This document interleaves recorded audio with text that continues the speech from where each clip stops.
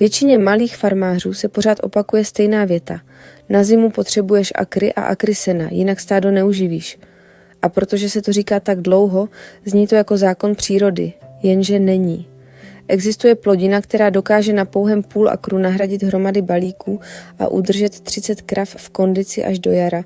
V tomhle příběhu ti ukážu, co to je, proč to dává takový smysl a jak to zvládneš ve 3 jednoduchých krocích, i když si nikdy nic velkého nepěstoval. Jestli buduješ soběstačnější život pro rodinu, vítej. Takové praktické, udržitelné věci sdílím pravidelně, aby sis nemusel pokaždé znovu lámat hlavu. Pojďme začít. Ta plodina se jmenuje krmná řepa. Patří do rodiny Beta vulgaris, ale není to řepa na talíř ani řepa cukrová do továrny. Je to speciálně vyšlechtěná kořenová zelenina, kterou v Evropě po generace používali k tomu, aby přečkali zimy bez drahých nákupů krmiva. V moderním zemědělství v USA je spíš rarita, ale v zahraničí krmila skot, ovce i další zvířata v letech, kdy zima byla dlouhá, seno drahé a pole unavená. A když ji jednou uvidíš v plné síle, pochopíš proč. Největší šok je výnos. Typické seno dá 3 až 5 tun na AKR, pokud se povede počasí, sušení a sklad. Krmná řepa umí 50 až 80 tun na akr. Ne, není to překlep. To je 10 až 20 krát víc krmiva z té samé plochy. Pro malou farmu, kde je každý metr půdy drahý a každá hodina práce se počítá, je to rozdíl mezi asa nějak to přežijeme a ska máme rezervu. Navíc je to krmivo, které si krávy vezmou. Má vysokou stravitelnou energii, vlákninu podporující zdravé trávení a přirozené cukry, díky kterým je i v mrazu chutná. A zatímco seno může během skladování ztrácet kvalitu, dobře uskladněná krmná řepa si drží hodnotu po celou zimu. Nepotřebuješ žádné zázračné doplňky ani aditiva, aby dávala smysl. Další věc, kterou si spousta lidí neuvědomuje, sklizeň bývá jednodušší než u jiných kořenových plodin. Bulvy často vyrůstají částečně nad povrch, takže je vytáhneš rychleji než třeba mrkev nebo pastinák. A hlavně krmná řepa je tolerantní. Seno je citlivé na termíny, na deště, na okno pro seč i sušení. Řepa má jinou logiku. Snáší horší odvodnění než mnoho travních porostů, umí růst i na půdě, která je pro kvalitní senoře tak a dokonce jí svědčí chladnější podzimní teploty. Když louka spí, řepa stále pracuje, ukládá energii do kořene. Tím se z ní stává taková tichá pojistka soběstačnosti. Proč to celé funguje i v náročnějších podmínkách? Protože to respektuje, jak reálně vypadá udržitelné hospodaření. Nečeká dokonalý rok, nestaví na drahých vstupech a nepotřebuje komplikované systémy. Krmná řepa má 3 vlastnosti, které z ní dělají výjimečně odolnou plodinu. Za prvé kořen. Zatímco traviny mají kořeny spíš mělčí a spoléhají na časté srážky, řepa vytváří mohutný kůlový kořen, který sahá zhruba 60 až 90 cm do hloubky. Umí si tak sáhnout pro vodu a živiny, kam se povrchové porosty nedostanou. Když přijde suché období a seno se trápí, řepa často roste dál. Ne, že by milovala extrém, ale je mnohem méně závislá na ideálním týdnu. Za druhé chlad. Řepě vyhovují teploty, které jiné plodiny brzdí. Po lehkých mrazících se dokonce zvyšuje její chutnost, protože se koncentrují cukry. To znamená, že nemusíš sprintovat proti počasí jako při senoseči. Můžeš ji nechat v zemi do pozdního podzimu a sklizeň si načasovat podle reality svého života, ne podle toho, jestli se zrovna otevře 3denní okno bez deště. Pro malé farmáře, kteří vedle hospodářství často zvládají práci, děti a další povinnosti, je tahle flexibilita obrovská. A za třetí využití půdy. Řepa umí produkovat i na... Teď k penězům, protože tady se z dobré myšlenky stává skutečná strategie. Když kupuješ seno za běžné ceny, dejme tomu 150 až 250 dolarů za tunu, zimní krmení pro 30 krav může snadno spolknout 4500 až 7500 dolarů. U krmné řepy se ti osivo na půl akru vejde přibližně do 50 až 100 dolarů. Připočti trochu naft i smchueseky a čas na přípravu půdy, výsev a sklizeň a často se pořád vejdeš do 500 dolarů za krmivo srovnatelné energeticky s hromadou sena. Je to zhruba 10% nákladů na jednotku výživy. Pro rodinné hospodářství s těsnou marží je to rozdíl mezi tím, jestli se pořád jen hasí problémy, nebo se dá začít budovat. Je tu ale ještě jedna věc. Jistota. Kvalita sena kolísá rok od roku. Mokré léto přinese plesnivé balíky, suché léto sníží výnosy, někdy se nestihne seč, někdy se nepovede sušení. U sena neustále vsázíš na počasí a na časování. Řepa je stabilnější právě proto, že roste v delším období a její hlubší kořen tlumí výkyvy. Díky tomu můžeš plánovat s větším klidem, místo abys čekal, jestli to letos vyjde. A teď ten slibovaný jednoduchý systém ve 3 krocích. Nejde o žádnou vědu, spíš o čistou rutinu. První krok je výběr osiva a správné načasování. Hledej odrůdy určené přímo ke krmení, nestolní řepu ani cukrovku. Často narazíš na názvy jako Brigadier, Chyros nebo Bangor. V místních obchodech je někdy neseženeš, ale zemědělští dodavatelé je mívají online. Vysévej pozdě na jaře po posledních mrazících. V mnoha oblastech to vychází na duben až květen. Cílem je, aby rostliny startovaly v mírném počasí a do léta šly už silné. Druhý krok je příprava půdy a výsev. Stačí půl akru půdy, se kterou se dá pracovat. Pokud umíš připravit větší záhon, zvládneš i tohle. Půdu zpracuj do hloubky asi 15 až 20 cm. Nemusí to být na zahradnický pudr, ale je dobré rozbít utužení, aby se kořen na začátku mohl rozjet. Hnojivo není nutnost, nicméně lehká dávka kompostu nebo vyváženého hnojiva často zvedne výnos. Když je pH pod 6, vyplatí se vápnění, jinak to není drama. Řepu sázej do řádků s roztečí zhruba 45 až 50 cm. V řádku míř na rozestupy kolem 10 až 15 cm, semínka dej 1 až 2 cm hluboko. Dokonalost není podmínka. Když to trochu ujede, nic se neděje. Později můžeš vyjednotit. Důležité je jen to, aby semena měla kontakt s půdou a zůstala v přibližně stejné hloubce. Po výsevu zalij, pokud je sucho, ale nepřeháněj to. Řepa se umí uchytit.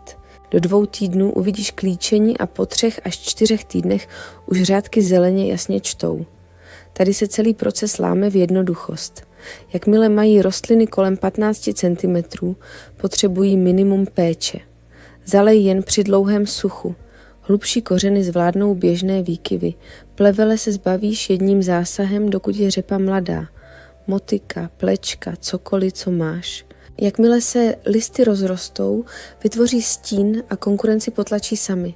Od poloviny léta až do podzimu už rostlina jede téměř na autopilota a ty jen občas zkontroluješ, že se vše vyvíjí. Třetí krok je sklizeň a krmení. Řepa bývá plně vyrostlá od října do listopadu podle místa. Signálem je první lehký mrazík. Nezničí ji, naopak zlepší chuť. Sklidit můžeš všechno najednou pomocí vyorávače nebo podobného nářadí, ale jde to i ručně, protože část bulvy kouká ven. Pro stádo 30 krav se často počítá přibližně 50 až 70 liber denně celkem, podle velikosti krav a toho, čím to doplňuješ. Za celou zimu se tak snadno dostaneš na 30 až 40 tun. Půl akru s výnosem 50 až 80 tun to obvykle pokryje a ještě ti zůstane rezerva na nouzi nebo prodej. A teď přijde to, co se v tabulkách špatně měří. Změna pocitu. Když přestaneš řešit, jestli bude v prosinci vůbec dostupné slušné seno, uklidní se ti hlava. Když víš, že krmivo leží ve sklepě, stodole nebo ještě v poli, přestaneš prospekulovávat zimu. Najednou máš v rozpočtu prostor. Pokud jsi doteďka dával 5 až 7 tisíc dolarů za seno a přejdeš na řepu za 500, bavíme se o úspoře 4500 až 6500 dolarů každý rok. To je oprava auta bez stresu, investice do oplocení, lepší genetika ve stádě nebo prostě polštář pro rodinu. A když se to násobí, po 5 letech jsou to desítky tisíc, které zůstaly doma. Je tu i zdravotní stránka. Krávy, které mají v zimě stabilní příjem energie a chutné krmivo, často drží lepší kondici. V mrazech někdy u sena kolísá příjem, protože není vždy stejně kvalitní a zvířata si vybírají. U řepy bývá příjem konzistentnější. Na jaře tak do telat a zabřezávání vstupují krávy v lepší formě. To se promítne do vitality telat, do úspěšnosti zabřeznutí a nakonec i do příjmu. Malé rozdíly se časem mění ve velké. Když se ti povede výnos, skoro vždycky máš přebytek. Pokud ti půl akru dá 60 až 70 tun a ty potřebuješ 40, zůstane ti 20 až 30 tun navíc. Sousedi to často rádi koupí, jakmile uvidí výsledky. Malý trik, který tohle celé ještě uhladí, je jednoduché společenství s jetelem mezi řádky. Není to nutné, ale umí to zlepšit půdu a snížit potřebu hnojení do další sezóny. Když seješ řepu do řádku, rozházej mezi nimi semeno bílého nebo červeného jetele. Řepa roste rychle, jetel pomaleji. Do konce léta však získáš živý mulč, který tlumí plevel a zároveň nebere řepě tolik prostoru, protože se drží při zemi. Hlavní bonus je podzemí. Jetel váže dusík a postupně ho uvolňuje do půdy. Po sklizni řepy jetel často zůstane jako pokryv přes zimu. Na jaře ho zapravíš a další plodina startuje na úrodnější půdě, než jakou jsi měl. Přitom náklady jsou malé a přínos se sčítá rok od roku. Navíc drží půdu proti erozi v době dešťů a sněhu, kdyby holá zem odcházela pryč. Aby to nebyla jen teorie, představ si konkrétní příběh jedné rodiny, který se podobá tisícům dalších. Rodina Johnsonových v Missouri měla 30 krav a 80 akrů. Každou zimu kupovali seno, většinou 20 až 25 tun podle délky zimy. Když bylo seno za $200, šlo to, ale bylo to těsné. Pak ceny vyskočily na 250 a najednou to začalo bolet. Na aukci dobytka jim jeden starší chlap řekl: zkuste krmnou řepu, jako to dělali naši. Znělo to jako stará evropská legenda, takže to nejdřív přešli. Pak ale našli detailní postupy a zkusili půl akru jako experiment. Koupili odrůdu Brigadier za $75. Půdu připravili technikou, kterou už měli, a celková hotovost se vešla pod $120 včetně nafty. V červnu jednou proplečkovali a tím jejich práce skoro skončila. V říjnu měli bulvy velikosti menších míčů. Sklizeň udělali o víkendu s pomocí rodiny, uskladnili v suché větrané stodole a nakonec z půl akru získali kolem 60 tun. Krmit začali v listopadu. Každé krávě dávali zhruba 25 až 30 kg denně a k tomu trochu travního sena na objem. Krávy to milovali. Po 2 týdnech byla vidět lepší kondice. Na jaře přišla další odměna. Krávy otelily v lepším stavu, telata byla živá a silná. U odstavu pak prodávali o pár procent lépe, protože kvalita byla vyšší. Ten rok ušetřili skoro 5 000 na krmivu, ale hlavně získali pocit, že mají věci ve svých rukou. Následující rok šli na celý akr a přebytek prodali 2 sousedům. Po 3 letech byli přesvědčeni, že jim tahle plodina pomohla přežít období, kdy jiné malé chovy končily. Možná se teď ptáš na typické otázky. Funguje to v mém klimatu? Většinou ano. Krmná řepa se dá pěstovat v mnoha pásmech, zhruba tam, kde zvládneš brambory nebo mrkev. V teplejších oblastech se seje dřív a volí se odolnější odrůdy. V chladnějších je důležité stihnout start před letními vedry. Co jiné druhy zvířat?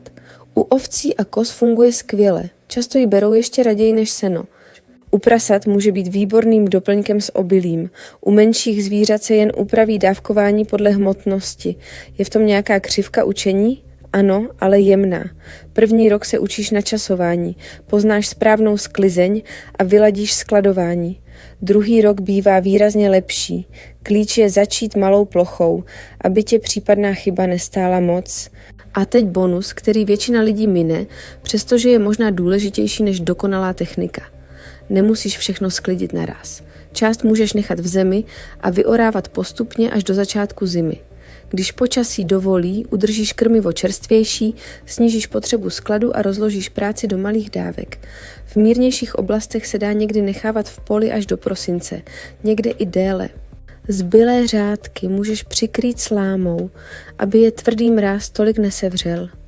Pak jednou týdně vyoráš, co potřebuješ. Zem funguje jako bezplatná lednice. Místo 2 vyčerpávajících dní, kdy taháš tuny najednou, máš hodinovou rutinu, která se dá zvládnout i o samotě. A když nakonec přijde čas vzít poslední část domů, skladuješ menší objem a kratší dobu. Tohle je přesně ten typ kroku, který mění farmu bez toho, aby tě zavalil. Nemusíš převrátit celý život za týden. Stačí jeden produktivní zvyk směrem k nezávislosti. Začni klidně na 1/4 akru, uč se a rozšiřuj. Tak vzniká skutečná soběstačnost. Ne z velkých prohlášení, ale z jednoduchých věcí, které fungují i v obyčejných dnech. A pokud chceš víc takových praktických nápadů bez přehánění a bez chaosu, zůstaň u toho. Díky, že jsi tu byl. Uvidíme se příště.